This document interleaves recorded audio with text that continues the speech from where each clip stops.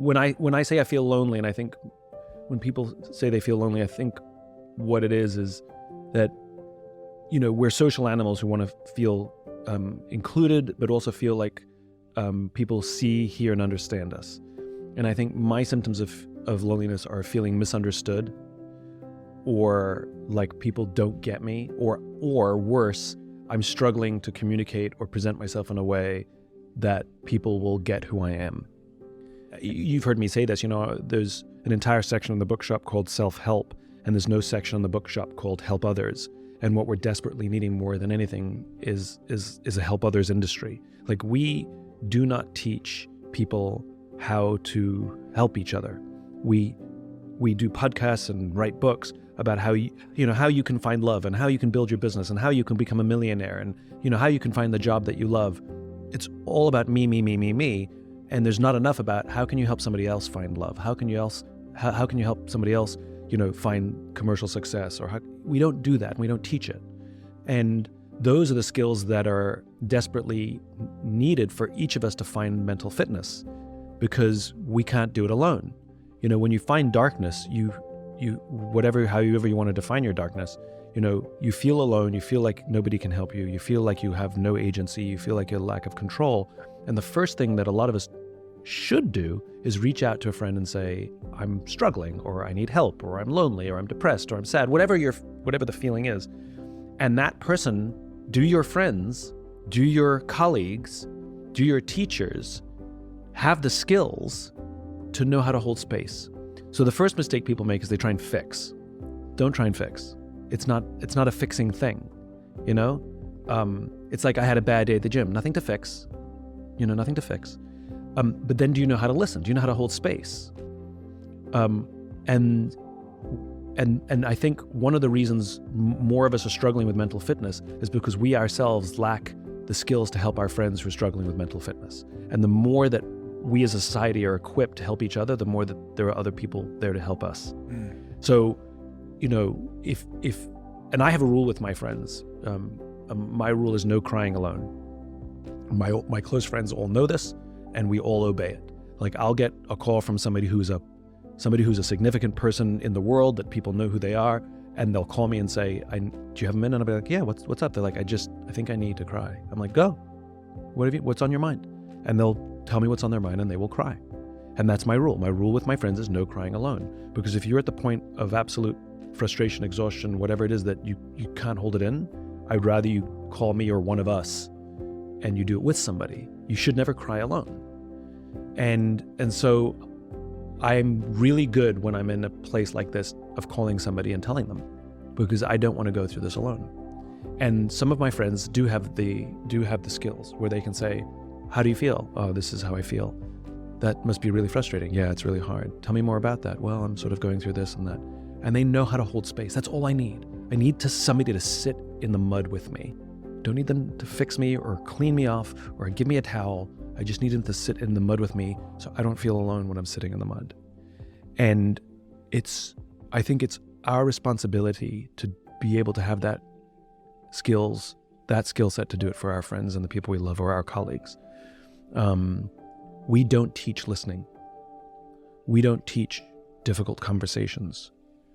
The fact that there's so much conversation about mental health right now is of course in part because we've just come through this crazy ass thing called COVID and lockdowns and exaggerated politics and and divisions in our countries and et cetera, social media. Sure, you can pile that on if you want. But I think really what it is, the fact that there's such a loud conversation about mental health is a spotlight on the fact that we do not know how to build deep, meaningful relationships. I think it is an indictment on our current state of affairs that not only do we not have the skills to be there for our friends, but the way we're reacting to it is by trying to seek resources to help me rather than teach me how to help my friends. I think we're going about it half-assed. I'm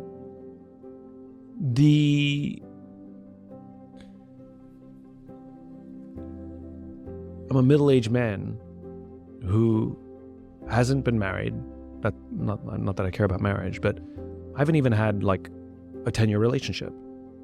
And I'm realizing some of it is self-inflicted. I chose a career path that made me pretty undateable. I was on the road so much, it was difficult to have a relationship. But some of it is also managing the effects or the symptoms of ADHD, which wasn't a thing when I was a kid, so I couldn't be diagnosed, which I'm glad for, quite frankly, because I had to learn to manage certain things myself, which became strengths as an adult. So not bitter about that. I wasn't diagnosed until I was 32. So pretty much in life, and one of the things that I've learned how to manage it really well professionally. Like I know how to manage my ADHD in a professional context really well. I'm only now learning some of the symptoms, how it affects personal relationships and how I show up in relationships that I didn't even realize. So my whole life I'd be in relationships and women would tell me, "You're so hard to read." And I was like, "I'm an open book. What do you mean I'm so hard to read? I'll tell you anything you want to know."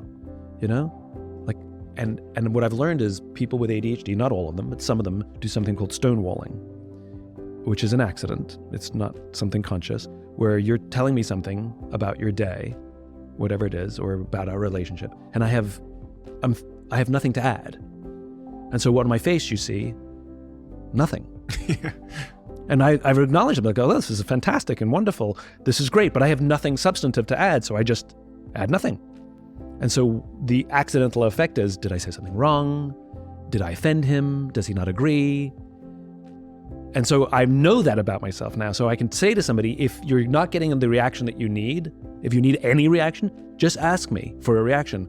How does that make you feel? Is that okay? I'll be like, "Oh my God, that's fantastic," right? And I'll give it to you. Or I'm really blunt and forward with questions. For example, I have a friend, she's an entrepreneur, she's a solopreneur, she offers services to people, and I think she's priced too low. And I was having this conversation with her, and I said, what do you charge? She told me the price, and I said, "Why do you charge that?"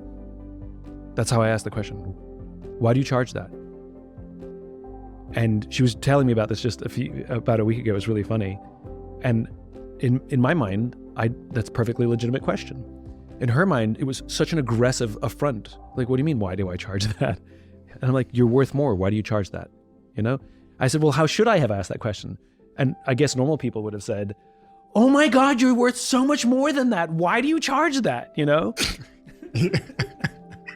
But I don't. I'm just like this. So I recognize that in a professional context, it's one thing. People can deal with questions like that, delivered like that in a meeting. But in a relationship, not so much. And so sitting in this space, I'm going through all of these mistakes or things that I've done over the course of years. And I'm a little annoyed by myself, Now, I know you don't want to live life in a rearview mirror, but I can still take account.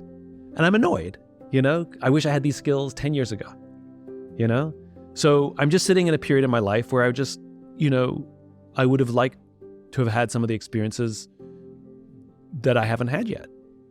And, my friends who are in fix-it mode, they're like, "But think of it as an opportunity. Now you have these skills." And thank you, I know that. But allow me to mourn the past. That's my loneliness. I'm just mourning. I'm in a period of mourning. I have to say something. I can mourn loss, can't I? Like if I lose a friend or a loved one, allow me to just mourn, and then I'll move forwards. I'm okay. I will move forwards, but allow me to mourn loss. And that's all I'm doing, is just allow me to mourn the loss, and I'll be fine. Just hold space for me. Come and sit in the mud with me. Ask me how I'm feeling. Ask me how I'm doing. Just let me vent. Just sit in the mud with me.